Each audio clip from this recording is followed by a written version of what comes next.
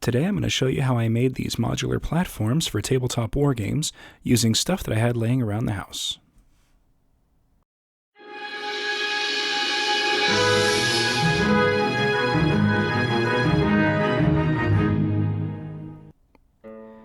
To start things off, I thought I was going to use this round base that I had left over, but decided against it at the last minute. So we're going to use 4 sets of squared chopsticks and a handful or 2 of these coffee stirrers that I got from Starbucks. So we're going to start things off. I'm going to make these platforms 3 inches tall. So using the grid on my mat here, I'm just going to mark off some 3-inch lengths, and using a hobby saw, just kind of give them a quick trim. Now this is going to give me 4 platforms that are 3 inches tall and have enough pieces left over to do 2 platforms that are 2 inches tall. Now I don't want these to be super huge, so using the grid I just kind of measured out that they were going to be roughly 2.5 inches wide.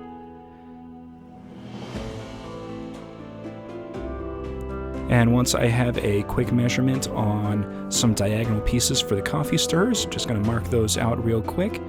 They ended up being about 3.5 inches to do the diagonals. So after a few cuts off camera, we're going to go ahead and start putting those together. Now as you can see, I'm leaving just a little bit of space at the top and bottom. That's more to do with just convenience than anything else.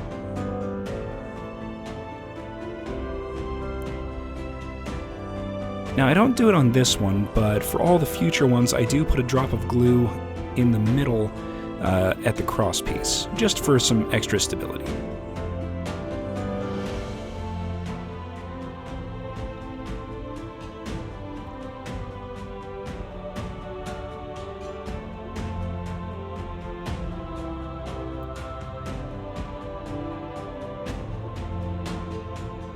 Alright, once I've got 2 of those made, it's time to put them together and make a square.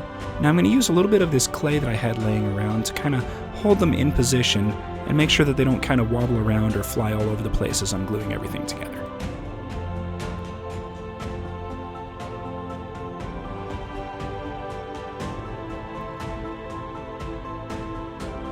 Now I'm using super glue here because it dries really quickly, but you could just as easily use wood glue or Elmer's glue, or just kind of any white glue really, but it would take a lot longer for it to dry. The key here is to have consistency on how you make it. I'm using the grid and the clay to make sure everything stays lined up and stationary. Alright, so that one's done.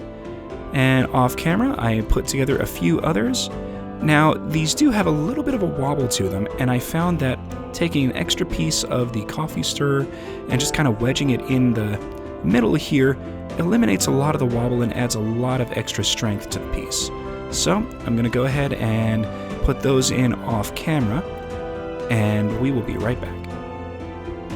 Alright, so I want these to be a little bit more modular than I already have them, so using some craft sticks that I got from the Dollar Tree, I'm just cutting out a few of these pieces at 2 3/4 inches, and these are going to be used to make the, I'm going to call them the risers and the platforms that are going to go on top of these sections.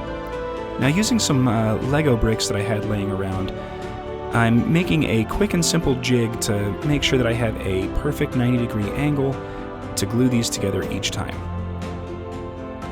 Now I'm doing this one with super glue just because my hot glue gun has not had a chance to heat up yet, but all the future pieces I'm going to do with hot glue. It holds just as nicely, but it's a lot quicker and easier to work with.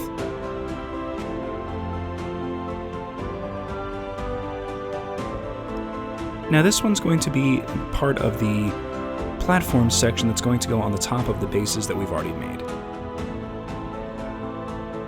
And a quick test fit, and we're ready to move on. Alright, so I glued a couple of these together in a different configuration so that we can create a section that's going to be used to allow these to stack without them having to wobble or risk them falling over. So taking a couple of more craft sticks, I'm just going to hot glue them together in the center like this, and then once the glue is set, we're going to glue it to the square, and that is going to kind of hold all the platforms and the bases in place to make sure that they don't wobble or shift around when they're being used on the table. And I'm taking a little bit of time to make sure that the entire piece is reinforced and not going to fall apart.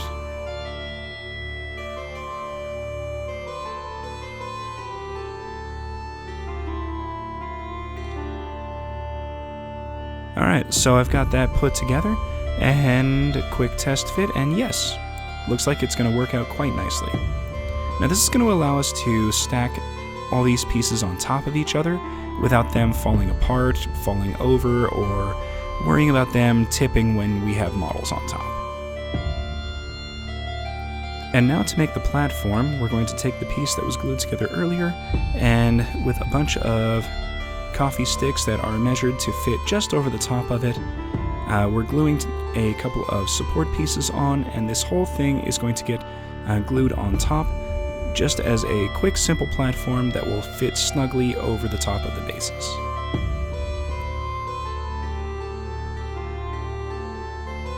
Now I'm using a decent amount of hot glue here to kind of make sure everything stays reinforced, but really that's more to make sure that it doesn't break apart through use and wear and tear. And once that's glued together, I'll make a few more of these off camera, and then we'll get down to painting. Alright, so I gave all of the pieces a quick base coat in gray cere, mostly because I didn't have a brown spray paint on hand. It would have made this part a lot easier. But I'm giving everything a very quick coat with a light application of some wildwood contrast paint, just to give it a nice deep wood tone.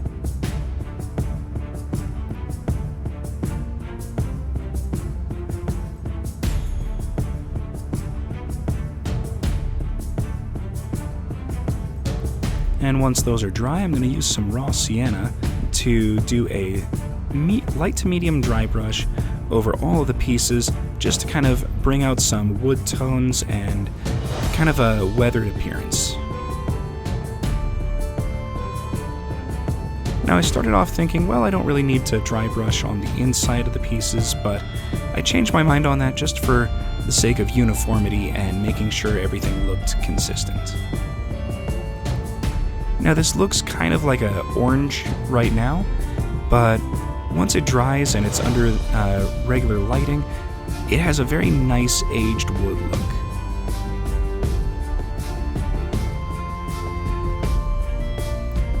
Now this brush has a small enough handle that I don't have to worry about it getting in the way when I'm doing a dry brush on the inside of all these pieces.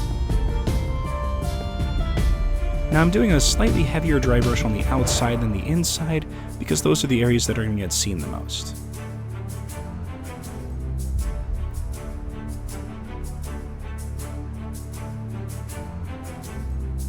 And here we are with the finished platforms. Now these weren't super quick to make. I think with all the gluing and the drying and the painting, it took a couple of hours, but this was super cheap to make and a lot of fun and an interesting project to work on. So, thank you all for watching. Please hit that like button, subscribe for future content, comment in the comments section, let me know how I'm doing, and we will see you all next episode.